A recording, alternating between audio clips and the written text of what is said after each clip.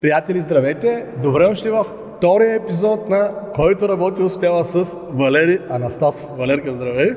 Здравейте! Здрасти, Ачо!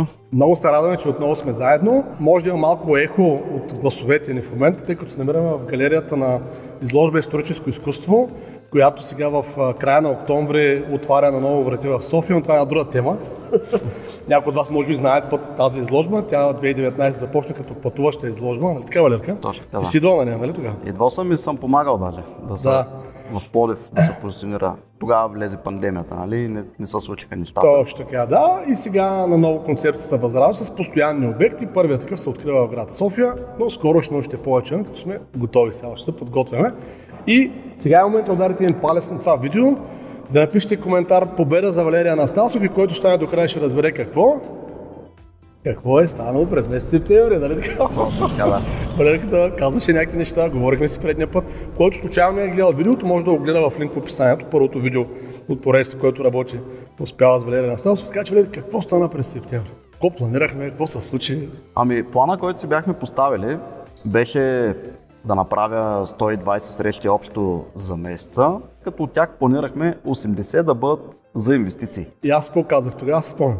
Да, ти ми каза тогава, че малко се изхвърлям с тази цел. Не си изхвърляш. Аз казах, че ако направиш 80 за инвестиции, общия брой ще е 200 за месец. Да, трябва да направя толкова, нали, долу-горе като съотношение. Да. Какво се случи реално? Ами, реално това, което се случи, не са получили. Не успях да направя 80 срещи, тъй като направих 120 общо. И от тях 41 са за инвестиции, т.е. съм стигнал до половината. Значи горе предсказахме, вярно. Да, вярно долу-горе. Приятели, това не е защото аз съм някакъв такъв пророк, а просто защото той е малко математика. И когато човек работи в търговския процес, той има различни видове срещи. Не може с клиенти само да се виждаме, за да продаваме. Дори да можем да го направим за някакъв период, за един месец, 2 месеца, 3 месеца, защото така не сме решили. Да, ама то не е устойчиво, защото то ще трябва да правим уточняващи срещи за препоръки, те ще имат някакви въпроси, клиентите, нали? Това е такова, нормално е. Особено ако работим дългосрочно, както правим ние. След малко, който остане, ще говорим за резултати в финансово изражение, а до тогава палец нагоре на видеото и атака за Валери Анастасов, не забравяй. Да. Само да довърша, имахме допълнителен план, нали, освен целите, трябваше да работим и върху подготовка за новия курс за инвестиции и да правим и вебинар, който, нали, също... Задачи. Други задачи, които, нали, те са извън контекста с директния контекст, търговската работа с клиентите. Уебинара се случи, той мисля, че беше на 19 септември, тогава беше датата, която се проведе. Първият уебинар за инвестиции. Между колко човека бяха? Ами бяха, мисля, че в пика 75 човека на уебинара, а до края останаха 57, което нали, супер. Ако искате да разберете повече за уебинара, следващия уебинар, защото ние с Валери, аз почвам да му помагам за тези уебинари, сега ще разберете защо. Почваме да ги правим двамата. Ще ги правим всеки месец, който иска да разбере повече, кога са уебинари, какви са темите, може да пише на Viber на Валери Анастасов на 0876 53 0991. Така и Валери ще ви казва, нали, ще ви каже кога е следващия, как да запишете, защото истината е, че даже аз не знам. Да, точно така, който иска, може да ми пише. Каква беше темата на първия? Просто така. Темата на първия беше как, не си спомням точно как беше заглавието, но мисля, че беше нещо по порядъка, как да инвестираме. По време на инфлация. Да, точно така. В задълбочаваща се криза по време на инфлация. Това беше темата. Да. И много актуална тема. Да. Те поради тази причина, може би затова имаше така повече хора, нали, защото според мен... Това повече ли? Според трябва са 500. Ами... трябва, но поне... Следващия път 500. Следващия път 500, да. Но и пък и за мен беше така за първи път да водя само вебинар, нали, което пък и за мен си беше предизвикателство. Говоря пред хора е много важно да се развива. Да. Ключово за един търговец, особено един консултант. И така, че вебинара, дали той мина доста добре, всъщност аз съм доволен, нали, всъщност как мина вебинара, нали, и от посещаемостта също съм доволен. Със сигурност, нали, искам повече и по-големи резултати, но за първи път мисля, че беше супер. Това бяха задачите. Плана за октомври, който поставихме, беше да задържим темпото, като брой срещи, пак да бъдат 120, но намалихме броя на срещи за инвестиции, тъй като там по-реалистично, да. Да, по-реалистично тогава. Чакай, това ще го разкажем за октомври. Кажи сега, какво стана септември? Ние направихме план, вебинари ще правим, курсове. Кажи какво стана. Той защо не успях да направя 80 срещи ли? Да, примерно, то стана като цяло, защото сега ще разберем, приятели. Истината е, че когато човек е амбициозен, нали, това просто да едно въведение, когато човек е амбициозен, той търси начин да направи това и това, в което няма нищо лошо. Това е супер, нали, човек е активен, такъв, целеустремен, целепостигащ. Обаче... Да, много неща исках да направя. Наистина огромно желание имах, обаче просто времето един вид не стигна. Има една наука, теория на ограниченията. Ние преподаваме в курса бизнес, организиране и структуриране, това е просто една скоба. И сега той е попаднал, Валери, в контекста на ограниченията на своето битие. Да. Да, защото нали, освен търговци и други неща, имаме и други роли в живота. Нали, аз съм и баща, и семейен човек и така нататък. Нали, трябва там да се грижа. Няма как да не отделяме време за това. И това, което се случи, че отделно подготовката за уебинара, за курса и за другите неща, също там трябваше да отделям време. Оказа се, че всъщност това време, което трябваше да вложа е повече, отколкото всъщност си мислех, че ми трябва да вложа. Защото аз си мислех, че долу може... Колко повече? 10%, 20%, 100%, 500%? При мен, аз го виждам като 6 пъти повече време. Защото... Аз извинявам се, че смея. Няма нищо. Приятел, разбираш, човек иска, нали, и си мисли, че примерно, сега този курс ще го сгубя набързо и защото нали, аз нещата горе ги знам и сега да го правим. И това отнема 6 дни, примерно, вместо един ден. Да, аз мислех, че с един час на ден, нали, и така, като съм редовен, нали, всеки ден така през седмицата, с един час на ден нещата се сгубят и ще успея. Оказа се, че първо един час на ден не ми стигаше, трябва да отделям по 6-8 часа на ден и дните трябваше да увелича също, което се случи също, че се оказа, че се наложи да имам дни, в които да не правя срещи. За административна и писмена работа. Да, заради административна и писмена работа и подготовката на вебинара, защото там и от маркетингова гледна точка всичко беше пуснато реклами. Ужас. Нали, нямаше как да се каже, нали, няма да има вебинар, нали, защото... Не, то е хубаво да има, просто наистина това с времето, приятели, не винаги го успяваме да го преценим и то истината, това не трябва да напреценяваме. Да. Защото който нали, не работи, той все едно, нали, само когато работим, тогава можем да разберем реално как се случват нещата и да придобим този житейски опит, който да ни позволи утре да сме по-подготвени за дадена ситуация. Ти ако не беше да правиш нямаше да разбера... Ти се смислиш някакви неща. Така, да, и ако не бях отделил време пък да видя, че всъщност толкова време ми трябва, нали, за да се подготвя и така нататък, всъщност аз нямаше да разбера действително това време достатъчно ли, няма ли да е достатъчно, сега ли му е времето с това да се занимавам в момента, да се подготвя или по-добре да се фокусирам върху търговската част, в контекста на предизвикателство. Да, то ние си имаме предизвикателство, доход 20 000 на месец, нали. А той за да се случи, нали, от вебинари, нали, там също може да се реализира нещо като доход, но той е по-дългосрочно, няма да е в контекста на тези 6 месеца, нали, които... Да, той също и с курса. Да, и с курса е по-нататък, защото нали, там видях, че ми трябва повече време просто, нали, няма да стане както си мислех. Между другото. Да.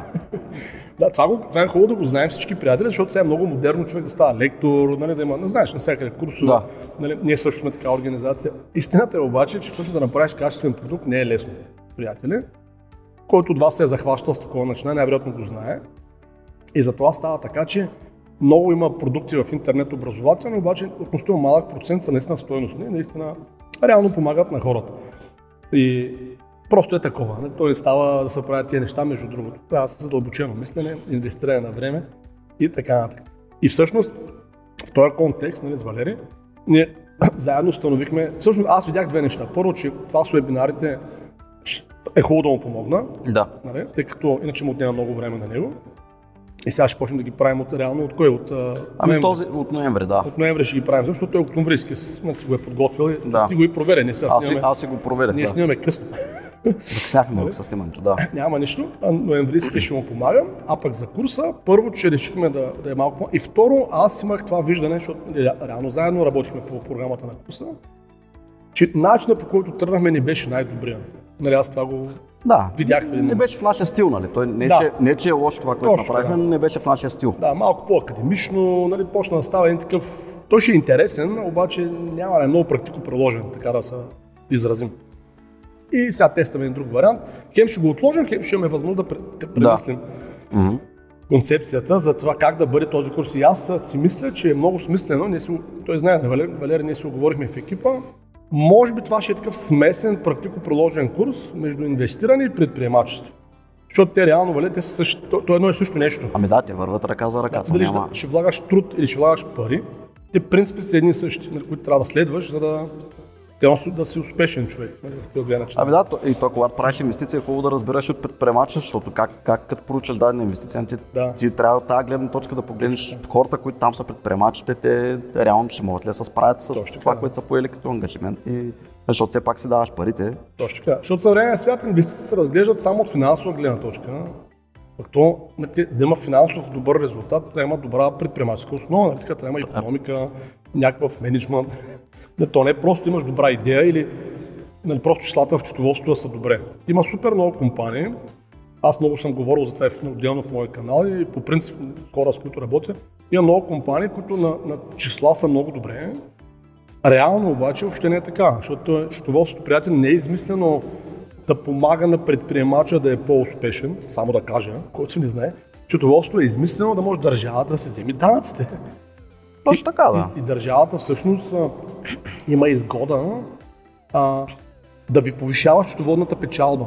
Това не знам дали сте замислили повечето от вас. То е така. Държавата има изгода да ви повишава счетоводната печалба. И счетоводството така е направено, че човек дори да работи 30% ефективно, пак излиза на печалба счетоводно. А това много често реално няма никакви пари. Има много такива фирми, наистина много. С години работят, даже не знаят. Аз някой път си говоря с някой за 5-10 минути, му задавам 5 въпроси и веднага става ясно, защото никой не е изкарвал пари. А той си мисли през цялото време, че защото има оборот, прямо приход на час, обаче не отчита склада колко му нараства, не отчита други неща. Ма не бе, аз как платих данъци миналата година 1 милион лева, ти може да си платил 10.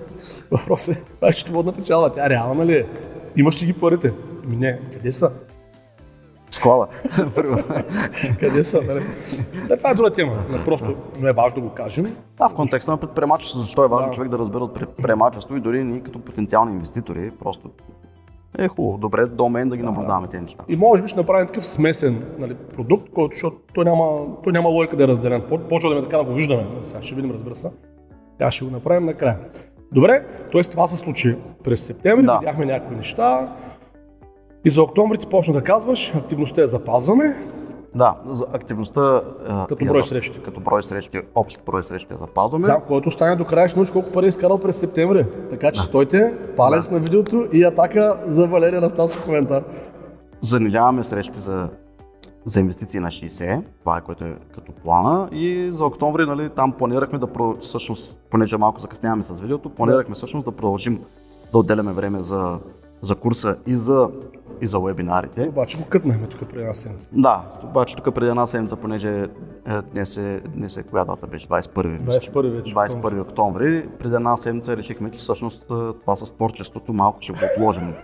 Поезията после. Да, защото малко трябва да фокусираме действията повече, че за да може да има потенциал да успеем да постигнем целта на предизвикателство. Иначе потенциалът тотално се губи, просто няма да ми стигне времето, за да се справя. Ние с Валери си правим такива, бяха ежедневни, после май станаха тръпен седмично, как сега не срещаме само.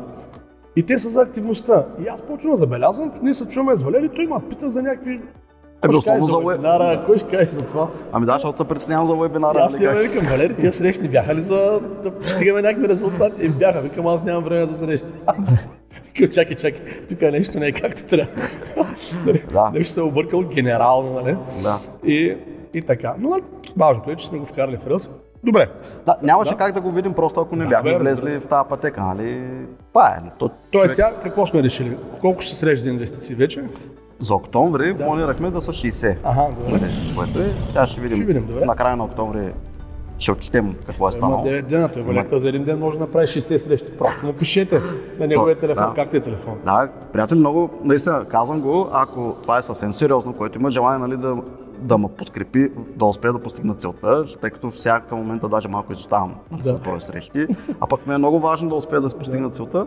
Не е нужно човек да взема някакво участие, нещо да прави в тази действие. Да поговорите на тази поговорим по тази тема. Да може да си учите среща, хеми за вас ще е полезно, защото вие ще научите нещо повече за инвестициите, другите неща, ще почнете леко. Запознаете с Валерия, ще такъв пич. Да, може лично по телефон, лично се запознаем и така нататък. Той е най-вече интересно за хора, които имат желание лека по лека да започнат да опознават тази материя. Точно така. Нали? То просто, как да кажа, много хора си мечтаят, нали, да бъдат финансово независими, искат пасивни доходи и други неща, но това, приятели, няма как да стане, ако вие лека по лека не почнете да попивате такава информация, да почнете да се интересувате. Не е нужно да правите нещо веднага. Точно така. Той да давате пари и така нататък. Даже и аз, нали, не взимаме пари за разговори. Да. Също го казвам. Ето има вебинари безплатни, Да. Просто Как ти е телефона? 0876 530991. Те колегите ще го напишете в описанието. О, пишете по Viber. Да, много бих се радвал. Да помогнете и ви за постигането на целта. 60 срещи трябва. Атака за Валерия Раздазов. Добре. Все пак септември свърши определена работа. Да. Какво постигнахме? Колко броя сделки направихме? Като брой сделки направих 17 сделки. Добре. С колко клиента? С 11 клиента. С 11 клиента. Да. Значи с средно, няколко имам. средно по 1,5. Ами да, Грубо. с някои клиенти имам по 2-3 сделки, нали, по няколко продукта наведнъж. Да. Нали, тук говорим, това са общо сделки. Инвестиции за страховки, курсове, каквото е имало. Да. Точно така. Добре. Дългосрочната работа с клиенти, нали, не може само... Колко е целта? Колко мислиш, че е разумно така на месец да постигаме? Това число добро ли е? Ами... Виж, само да кажа, мен ми е ясно, че приходната част, която е целта на предизвикателството, тия 20 000, те не са в контекста на броя сделки, те са в контекста на обема. Точно ти мога да направиш една сделка тия бъде. Реално да. Да, въпросът е все пак това с бройката също има значение. Нали? И това е много важно, приятели, първо да мерим активността. Нали, брой след това да мерим броя сделки, а не да гоним, нали, one shot, нали, с един стрел да убием динозавър, няма лошо, нали, но по-скоро е добре да се гоним някаква бройка. 17 добре ли като брой, или трябва да се дигнат, или по-малко като средно? Със сигурност трябва да се вдигнат. Малко е трудно да преценя колко точно трябва да се дигнат, но може би съвсем грубо, ако го смятам. Поред мен като минимум трябва да са по една на ден. Средно. По една на ден 30...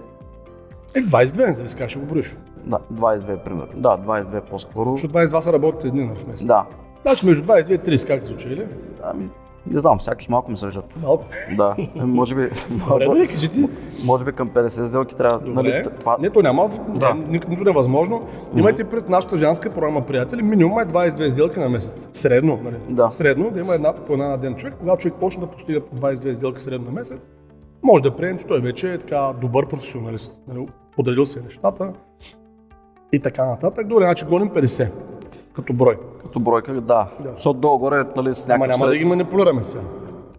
Инвестиция за 100 000, да не разделим нарочно на 5 по 20. Не. Аз не се занимавам с такива неща. Ако го направя това, то лъжа себе си. Не, никой друг нали, не лъжа за това нещо. Единственият излъган ще бъда само аз, нали. Просто няма да... То за вас това какво значение има, нали? Сега Валери 5 по 20 да е направил или една за 100 000. Нали, то даже аз, ако направя една за 100 000, се чувствам по-горд, нали, от това нещо, защото едно е да затвориш една сделка за 100 000, друго е да затвориш една сделка за 20 000. Нали? Трябва така да го мериме. Все пак е по-друго. Но мисля, че 50 долу-горе с някакъв среден обем, за да се случат нещата в предизвикателството, нали? Т.е. да се постигне целта. Аз от тази гледна точка нали, на прихода го разглеждам. Нали, така ми се струва, че трябва да... Добре. Че трябва долу-горе да не се случи. Добре, това горе според те, с колко клиента е разумно да стане? Защото да може да средния брой сделки на клиент. Да. И може би минимум поне така с 30 клиента. 30 клиента. Значи пак запазваме около 1,4, 1,5, нали, средно брой сделки на клиент. Математиката е много важна, приятел. Ние в курса по бизнес организиране и структуриране, имаме и такъв курс, преподаваме такива инструменти за оптимизация, различни таблици за сегментирано мислене, която понякога я преподаваме в курса по търговски умения, но там нали, някакси не беше на място сега. Просто сменихме нещата. Това е много хубав инструмент. Просто казвам, че има такива инструменти, които помагат на човек с относително прости статистически данни много да се повишава резултат. Това е просто една скоба. Говорил съм в моите видеа, мисля, че за това доста пъти. Добре, сега да кажем все пак, чисто финансово, какво стана през месец септември. Прихода ли какъв е? Това ли е въпросът? Това е въпросът. Атака за Валерия, разпазва коментар веднага, преди да чуете прихода. Да. Ами, значи прихода, който реализира за септември е 9500. Да. Обаче ти каза, че всъщност той е такъв, това е добър приход, нали? Че е добър за втори месец, нали, откъде вървим, има над средното, ти беше 6-7, какво беше там средно? Да. Тоест над средното е, но ти каза, че има някакви особености, т.е. той се е получил заради по-стари активности. Точно така, имам активности от август, нали, даже от юли имам, които като влязоха. Те просто влизат като сделки през септември, понеже тя при нас търговската работа, ние може да започнем работа по една сделка и тя може да отнеме даже 6-7 месеца при нас, нали, докато се завърши. И съм имал и такива сделки, които половин година, даже някъде съм работил една година, за да се случи. Тя може една сделка за 300 хиляди лева, примерно, нали, да я направим с някой клиент, ама аз съм работил една година по нея, да речем, докато стане, защото той докато се образува клиента, нали, докато му озрее това нещо, нали, защото сега на никой не му е лесно да даде 300 хиляди лева и така, нали, някакси... трябва да е осъзнато това решение, ако ще се взима. Не е толкова просто и затова отнема толкова време и сега, примерно, тя, да речем, като се случи, примерно, че влезе в септември, влиза тогава, нали, и заради това се случва и доход, защото те нали, парите от комисиона идват при мен, парите като влязат, нали, във фирмата. Това, че съм си говорил с някой нещо, нали, имаме някакви намерения нещо да се случи, това е, докато не се случи. Точно така. Между това е хубаво да го кажем, защото той между при Христо Минев беше станал така. Той 5 месеца горе-долу имаше някакъв доход такъв 1000, 1500, 3000, 3500, нали, такъв. И изведнъж рязко на 6-тия месец, защото вече осъзнаех, че свършва натисна, обаче, защото той беше по-нов в нашата организация. И реално те тогава му поздравяха клиентите. То стана като жътва. И този резултат също го направи основно благодарение на инвестиции, между другото. Това е голям резултат. Просто от хората им отнема малко повече време да вземат решение в тази посока. Така че отново, който иска да поговори без никакъв ангажимент с Валери на тема инвестиции, сега е момента да му пише на Viber на телефона, който е долу в описанието и който казахме. А вече дали ще озрее, кога ще озрее е друга. Вече всеки, когато се почувства готов. За нас е важно клиентите, когато тръгнат да правят нещо, да правят осъзнати действия. Тоест, накрая, като че правим нещо и двете страни да са сигурни в това, което ще правим. И да е ясно, нали, преди да сключим сделката реално. Да, това е много хубаво, че го казва, защото има наистина компания, които много разчитат да мотивират човека да сключи сделката с различни техники. Нали? Да. И то няма лошо, нали? Това е окей, но много по-важно е клиентът, освен да е мотивиран, да е осъзнат. Какво точно прави, точно какво се случва. Защото в крайна сметка това често е за влияе дълго време върху живота му под някаква форма. Такова решение. И за нас е важно, защото ние планираме, нали, да работим дългосрочно с клиентите, като казваме дългосрочно, поне минимум 30 години. Сега дали ще работим с даден клиент, това е и негова работа. И всъщност даже това създава проблеми, той Валери знае, защото специално при инвестициите ние имаме такива случаи. Клиент направи сделка, мина 2 месеца, той размисли нещо. Разши друго. Нали имаше тук наш приятел, някакъв бизнес беше решил да почва ли какво.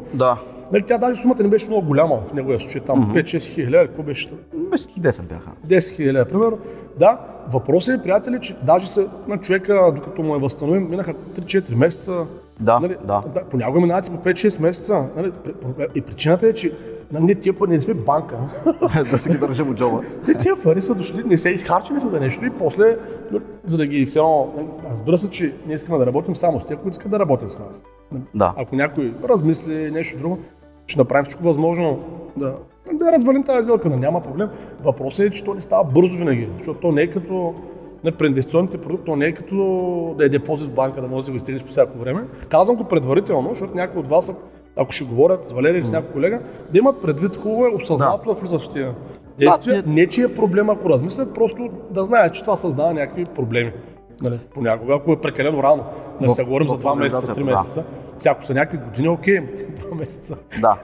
Как да планираш за 2 месеца напред? И тук даже конкретно, като си спомням с този клиент, така както се случи нещата, ние изключихме сделката малко по-емоционално, така да се беше. И то не че аз съм му повлиял емоционално да вземе решението, той си дойде емоционален, защото много харесваше българска образователна кибернетика, всичко, което правим и така.